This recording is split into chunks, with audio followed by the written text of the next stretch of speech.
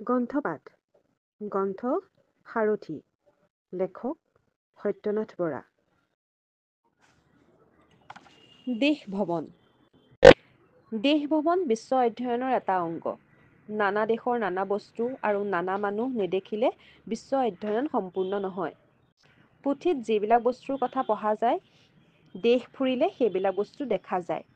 চকুৰে নেদেখিলে কেৱল বৰ্ণনা পঢ়ি সকলো বস্তুৰ সবিশেষ তত্ত্ব পোৱা নাযায় জগত প্ৰখ্যাত তাজমহল আগ্ৰা নগৰত আছে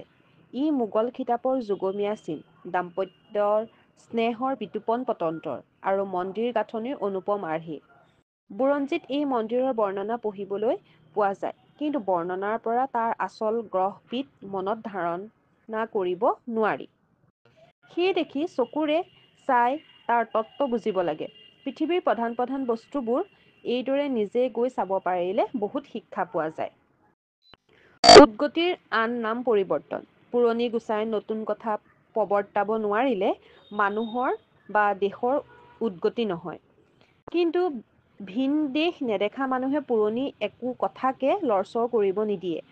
সিহঁতে পুৰণি সকলোকে ভাল আৰু নহলে সকলোকে বেয়া দেখে এতেকে সেই শ্ৰেণীৰ মানুহৰ কদাপি উন্নতি নহয় বিদেশত নুফুৰা মানুহৰ মন নিচেই ঠেক সিহঁতে ঘৰুৱা আৰু ওচৰ চুবুৰীয়াৰ বাদে আন কাৰো লগত মিতিৰালি কৰিব নোৱাৰে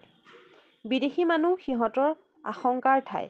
বিদেশী মানুহক সিহঁতে বনৰীয়া জন্তু যেন দেখে আৰু বিপদত পৰিলে সিহঁতক আশ্ৰয় নিদিয়ে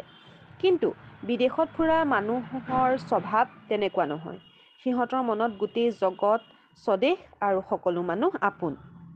ইয়াৰ বাদেও দেশ ভ্ৰমণৰ আৰু উপকাৰ আছে নানা দেশৰ নানা জাতিৰ মানুহৰ লগত সংগতি কৰিলে সিহঁতৰ বুদ্ধি কৌশল কেনেকুৱা আৰু সিহঁতে কোনটো কাম কেনেকৈ কৰে এইবিলাক শিকিব পাৰি আৰু ভাল বা শুৱলা দেখিলে সেই প্ৰণালীও নিজৰ কামত লগাব পাৰি বিদেশত ফুৰিলে তাৰ মানুহবিলাকৰ দুষ্টালিৰ প্ৰণালীও জনা যায় গতিকে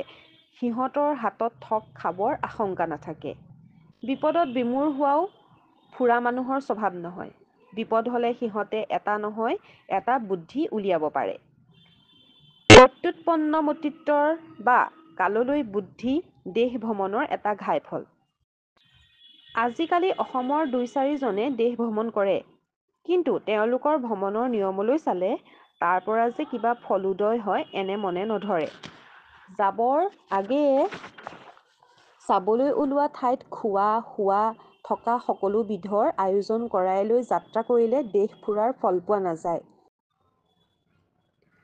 এইদৰে হিমালয়ৰ টিংগলৈ বা মেৰুৰ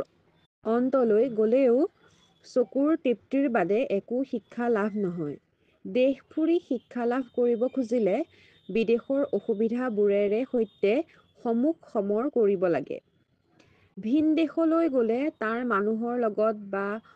সংসৰ্গত থকা উচিত আৰু সিহঁতৰ লগত সেই দেশৰ আচাৰ ব্যৱহাৰ অনুসৰি চলা উচিত কোনো দেশৰ জাতীয় আচাৰ ব্যৱহাৰ জানিব খুজিলে সেই দেশৰ সামান্য তৰপৰ মানুহৰ চলন ধৰণলৈ চকু ৰাখিব লাগে কেৱল শিক্ষিত সমাজত ফুৰিলে জাতীয় আচাৰ ব্যৱহাৰ জনা নাযায় শিক্ষিত মানুহৰ ব্যৱহাৰ প্ৰায় সকলো ঠাইতে একে ৰকম প্ৰয়োজন নহলে বিদেশত নিজৰ চিনাকি নিদিয়াই ভাল চিনাকি দিলে কেতিয়াবা শিক্ষাৰ অসুবিধা হয় ডাঙৰ মানুহ বুলি চিনাকি দি আলহী হলে ঘৰৰ গিৰিহঁতে তেওঁলোকৰ বেয়াখিনি লুকাই ৰাখি তোমাক ভালখিনিহে দেখুৱাব এতেকে তুমি বেয়া মানুহকো ভাল বুলি বিশ্বাস কৰি অহাৰ আটক নাই যি দেশলৈ যোৱা যায় তাৰ প্ৰসিদ্ধ ঠাইবোৰ আৰু হাট বজাৰ চাব লাগে সুচল হলে সেই দেশৰ পণ্ডিতবিলাকৰ সৈতেও দেখা সাক্ষাৎ হোৱা ভাল